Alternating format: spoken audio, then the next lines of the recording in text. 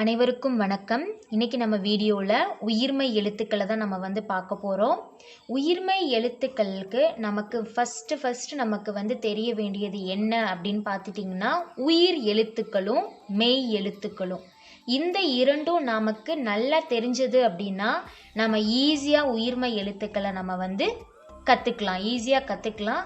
அது எப்படிங்கிறது தான் நான் உங்களுக்கு ஸ்டெப் பை ஸ்டெப்பாக நான் சொல்லிக் கொடுக்க போகிறேன். வாங்க பார்க்கலாம். உயிர்மை எழுத்துக்கள் மொத்தம் 216. இந்த 216 எழுத்துக்கள் அப்படின்னு சொல்லும்போது நமக்குள்ள ஒரு பயம் இருக்குது. இவ்வளோ லெட்டர்ஸ் நம்ம கற்றுக்கணுமா அப்படிங்கிற ஒரு பயம் இருக்கும். அது தேவையில்லை. ஈஸியாக நம்ம கற்றுக்கலாம்.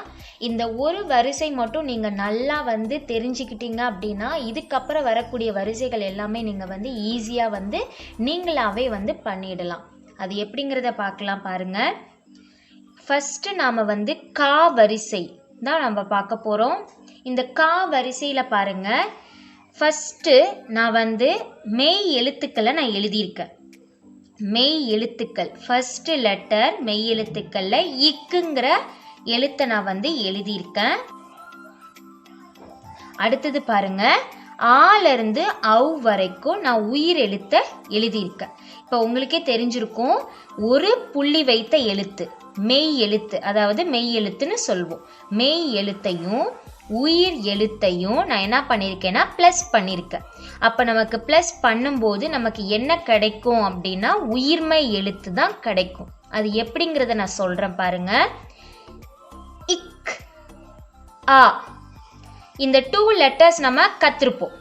அதுக்கு தான் நான் சொல்லியிருந்தேன், உயிரெழுத்தும் மெய் எழுத்தும் தெரிஞ்சால் மட்டும்தான் நம்மளால் உயிர்மை எழுத்துக்களை ஈஸியாக கற்றுக்கலாம்.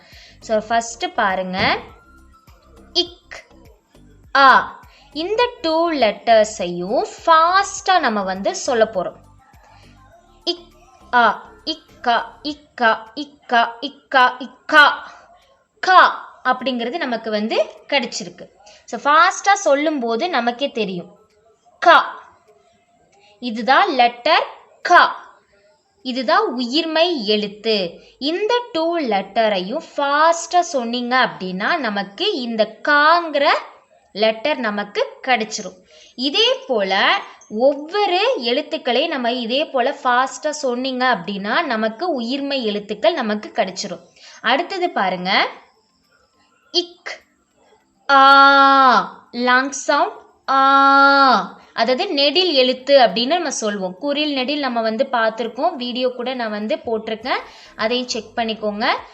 இக் ஆ கா, ஃபாஸ்ட்டாக சொல்லுங்களேன். இக் ஆ இக்கா இக்கா இக்கா இக்கா கா, நமக்கு என்ன கிடைக்கும்?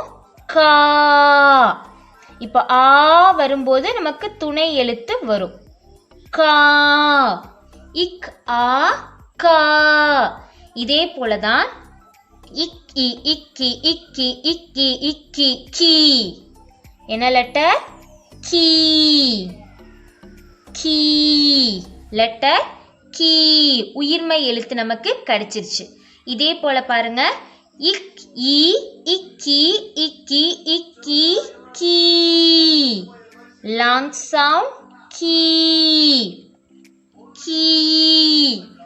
அடுத்தது இக் உ இக்கு இக்கு கு இக்கு இக்கு, அப்படியே ஃபாஸ்ட்டாக சொன்னீங்க அப்படின்னா நமக்கு கூ, லெட்டர் கூ. நெக்ஸ்ட்டு இக் ஊ இக்கு இக்கு இக்கு இக்கு, என்ன வரும்? கூ, லெட்டர் கூ. இதே போல் எல்லா லெட்டர்ஸ்க்கும் நீங்கள் இதே போல் ட்ரை பண்ணிங்க அப்படின்னா நமக்கு கண்டிப்பாக உயிர்மை எழுத்துக்கள் நமக்கு கிடைச்சிரும். எப்போதுமே இந்த உயிர்மை எழுத்துக்களை சொல்லும்போது நீங்களே ட்ரை பண்ணி பாருங்க. க க அப்படி சொல்லும்போது ஸ்டார்டிங் சவுண்டு பார்த்துக்கிட்டிங்கன்னா உங்களுக்கு மெய் எழுத்தாக தான் வரும். எந்த ஒரு உயிர்மை எழுத்துக்களை சொல்லும்போது ஸ்டார்டிங் சவுண்டு பார்த்துட்டிங்கன்னா இக்கில் தான் ஸ்டார்ட் ஆகும். அதே போல் அதோடைய ஃபினிஷிங் சவுண்ட், அதோடைய அந்த லெட்டரை சொல்லி முடிக்கும்போது முடிகிற சவுண்டு பார்த்துட்டிங்கன்னா உயிர் எழுத்துல தான் முடியும். இதை நல்லா ட்ரை பண்ணி பாருங்க. அ இக்கா கா கா ஆங்கிற சவுண்டில் தான் முடியுது.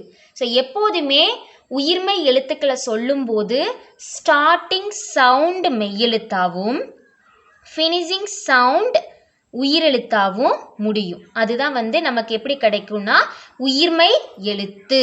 இதே போல் எல்லா லெட்டர்ஸ்க்குமே இதே போல் தான் வரும். பாருங்க, இக் ஏ இக்கே கே கே கே இக் ஏ இக்கே இக்கே கே லாங் சவுண்ட் கே இக்கை இக்கை கை இக்கை இக்கை கை இக்கோ இக்கோ கோ லெட்டர் கோ. ஓ சவுண்ட் வரும்போது இந்த மாதிரி ஒரு துணை எழுத்து ஒரு துணைக்கால் வரும். நெக்ஸ்ட் இக் ஓ இக்கோ கோ கோ. நெக்ஸ்ட் இக் ஔ கௌ. இதே போல எல்லா வரிசைக்கும் இதே போல தான் நமக்கு ஒரு மெய்யெழுத்தையும் ஒரு உயிரெழுத்தையும் ஃபாஸ்ட்டாக சொன்னோம் அப்படின்னா நமக்கு இந்த மாதிரியான உயிர்மெய் எழுத்துக்கள் நமக்கு கிடைக்கும். அதாவது ஒரு மெய்யெழுத்து ஒரு உயிர் எழுத்து ரெண்டையும் நம்ம ஃபாஸ்ட்டாக சொன்னோம் அப்படின்னா நமக்கு உயிர்மெய் எழுத்து கிடைக்கும். இதை நீங்கள் ஒரு தடவை ட்ரை பண்ணி பாருங்கள். ட்ரை பண்ணிவிட்டு சொல்லுங்கள். நம்ம அடுத்த வீடியோவில் அதுக்கு அடுத்த வரிசையை நம்ம பார்க்கலாம். இதுக்கான சொற்களையும் இது எப்படி எழுதுறது அப்படிங்கிறதையும் நம்ம அடுத்த வீடியோவில் பார்க்கலாம். அனைவருக்கும் நன்றி.